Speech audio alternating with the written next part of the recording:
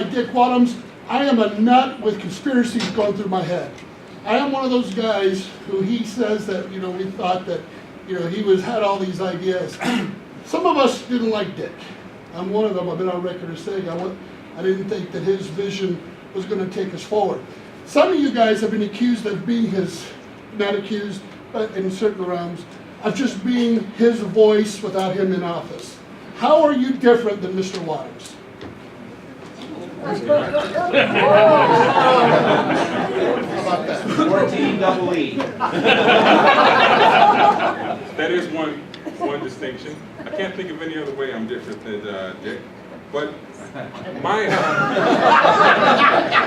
distinction from Mr. Wadhams, whom I do respect, I'm an opposite end with you, is simply this. I have more of a grassroots background, and I think Dick takes a top-down approach and picture. I'm a bottom-up kind of guy. I believe that leadership should actively touch and be touched by all of you, all of us. So that is the main distinction between us. And if I'm the guy that's just speaking Dick Wadhams' words without Dick Wadhams be there, you don't know me. I don't step and fetch it for anybody. So put that on the record.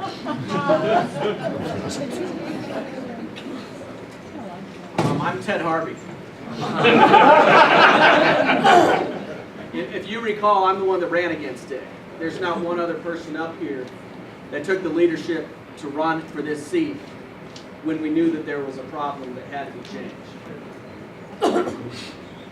Dick got out of the race, and then everybody else got in. That's the kind of leadership that we need for this party.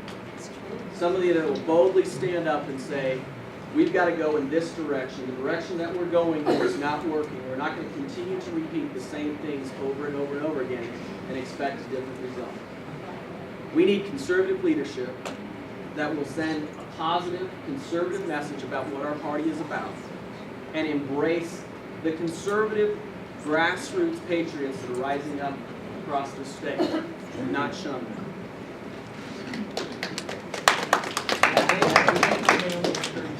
Oh, 30 seconds. Well, my name is Brian Call. I've been fighting the conservative battle since I was a sophomore on the CU Boulder campus, campus leader of the College Republicans, and for the last 15 years been fighting this cause in a lot of different forums in a lot of different ways, trying to help in the best way that I could at every opportunity to move the ball forward. Certainly over the last few years, I've been working closely with our state party leaders, but also with dozens and hundreds of local candidates, county party leadership, in terms of helping the party and helping them in their individual ways. I will do things very, very different than our current chairman. Matt, 30 seconds. I know you can do it. I'm much better looking. I am. Laughter is kind of against my time. I am the grassroots candidate, and Ted's not entirely correct that he's been the only announced candidate that's been here, but the grassroots group's been organizing for quite a bit, and the timing of my announcement was dictated by strategy. There you go. It's a strategic approach. And unlike Dick Wadhams, I will not actively sabotage the fundraising efforts of any candidate or cause that is out there promoting Republican principles. In essence, you're going to be the CEO of the GOP for the state of Colorado. I want to know the top 3 things that you're going to deliver in the next 30 days when you are elected. You mean in the first 30 days? First 30 days, I want to know 3 things that you're going to deliver back to us, the citizens. In 30 seconds?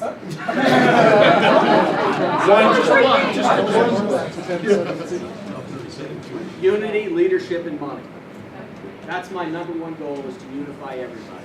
Provide conservative leadership that everybody can trust and invest in. Money. My goal is to hire the best fundraiser in the entire country, who ran Michelle Bachmann's campaign in the last election cycle and raised almost $14 million in 5 months. He did it through small donor contributions. Probably the average contribution was $90 a person. In 5 months, almost $14 million. We will put him to work on day 1, and we will be mailing each and every one of you. We'll be emailing each and every one of you, and we will be Facebooking and Twittering, and we will be raising money on day 1. Fundraising and a thoughtful campaign finance plan is critical, but it's different when you're raising money for a candidate than when you're raising money for a party. It's much harder to raise money for a party. My approach is going to be very different than the current chairman, which has seen fundraising in a competition for local counties. I will work closely with each one of our county party leaders to go to the major donors in that county and make the pitch together to say the first $3,000 check from that major donor goes to the county party because we've got a thoughtful budget. So that's what I deliver first, is that thoughtful budget. And not just written and put together by the party chairman, but approved by our county and state executive.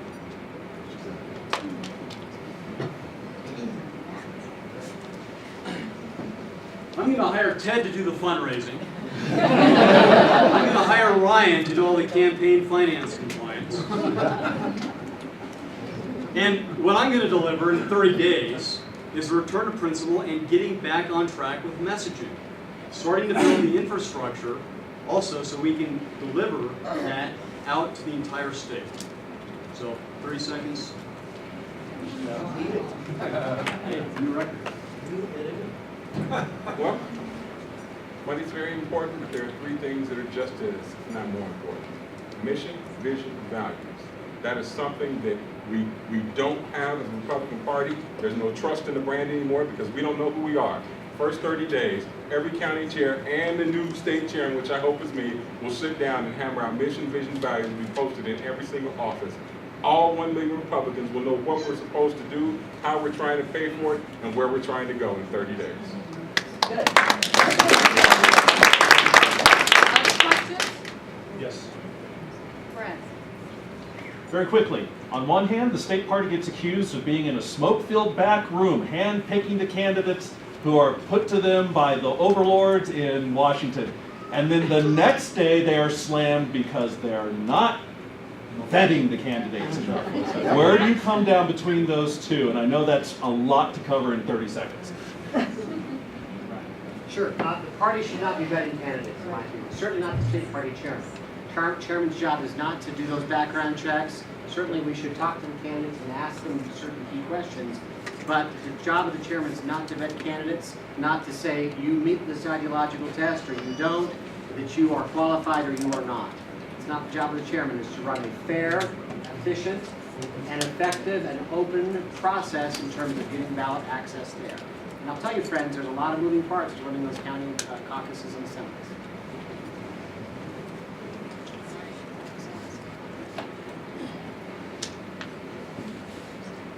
No, the party should not vet candidates. I'm not a charter member of the Dick Wadhams fan club, but I agree with them on that. And I agree with my colleague Ryan on that. That is not the job of the state party. The job of the state party is to provide the resources to facilitate communications and to overall set the conditions for victory. And it doesn't just apply to candidates. Again, 24/7, 365, getting our message out there, getting that communication out there, preparing the battlefield, as we put in the military, so that when we actually get to the point of having candidates, they're not having to fight against perceptions that have already been built up, and they're sunk. No, not only should the state party not vet if I'm your chairman, it's not going to happen. If you want that, you're going to have to find another candidate, first and foremost. Second is for the overlords in Washington. I have one overlord, he doesn't live in Washington. I answer to all of you. Emails, it's a fact of life. I can show you hundreds of them for the last 2 years that say exactly that. They don't bother me, they don't scare me. Thanks. This side of the room. Sir, Ted.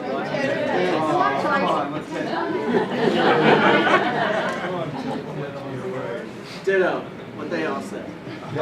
It's not the state party's chair to vet, but I do believe that the state party does have a responsibility to the party to know who the candidates are.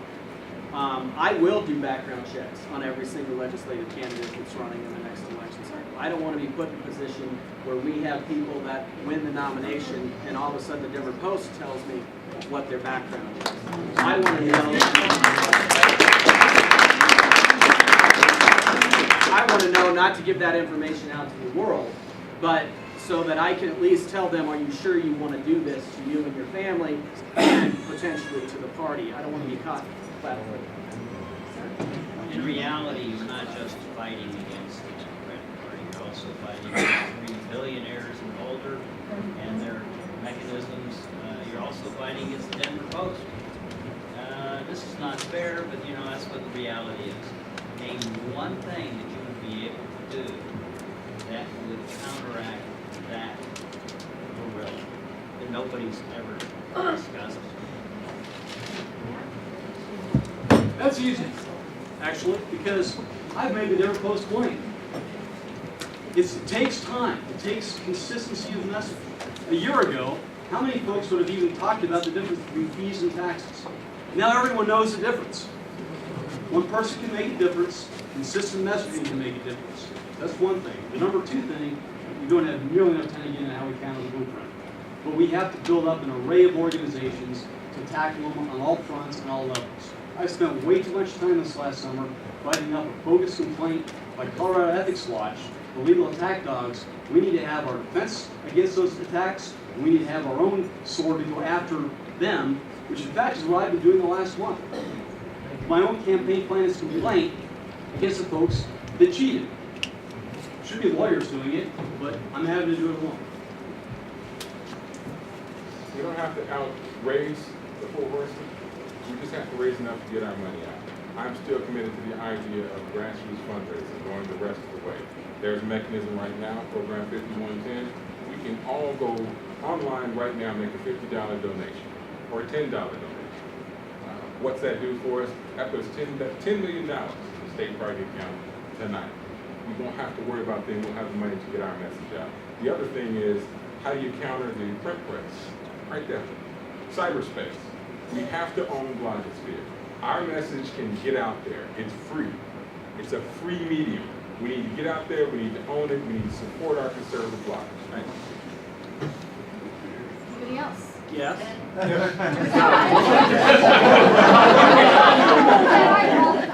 He's not that short. Make sure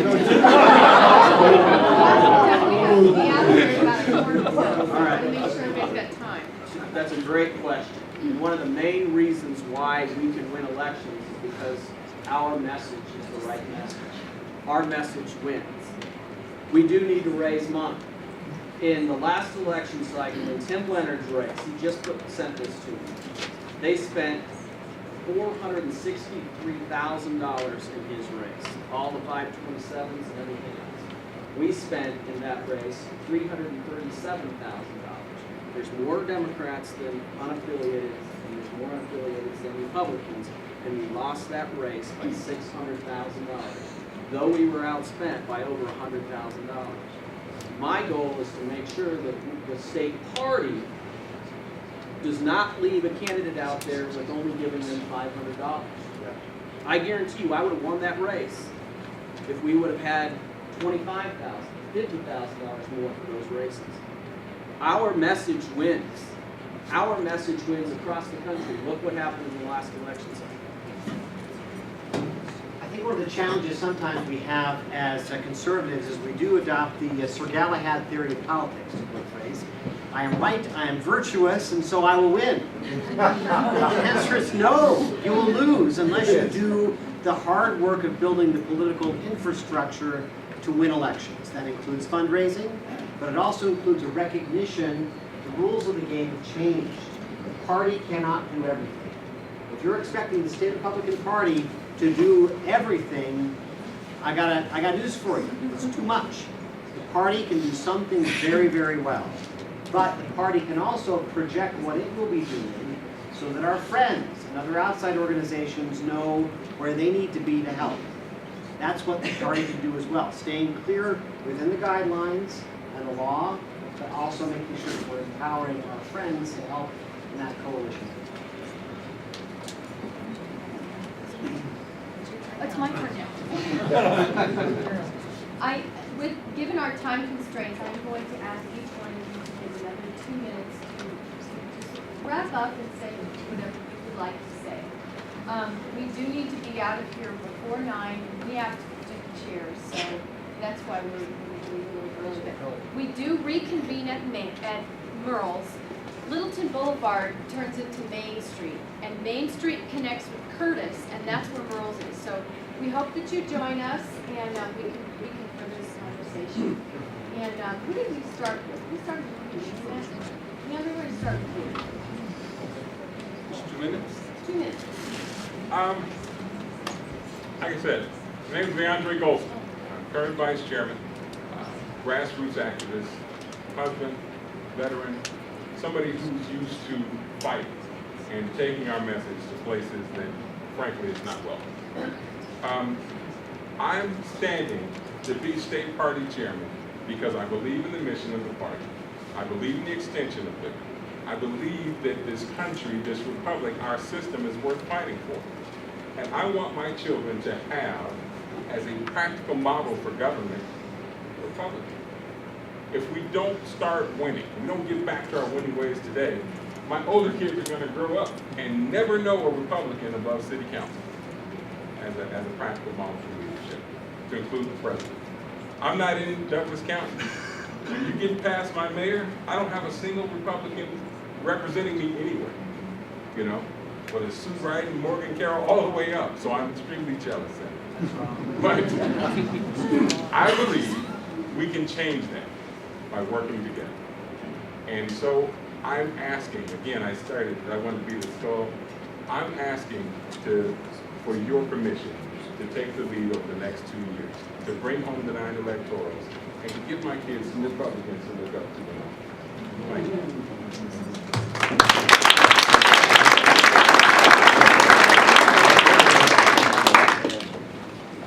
You know, I think you all understand where I'm coming from. I got my political start when I was 22 years old working for Ronald Reagan at the Reagan White House. We need to go back to that vision of what the party is. The party is a conservative party. The party has principles that we all unite around. We have to give a positive message to the entire state. We also have to reach out to these conservative activists that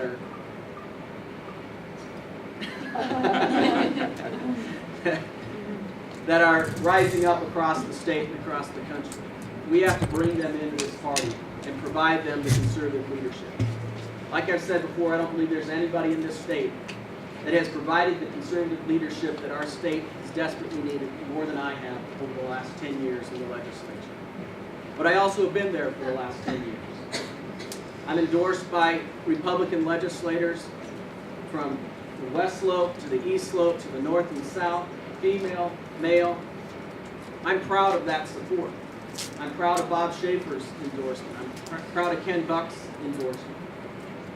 I can bring in these conservative grassroots activists, but I can also bring in the traditional Republicans as well. But I've also been raising money for years for our Republican caucus.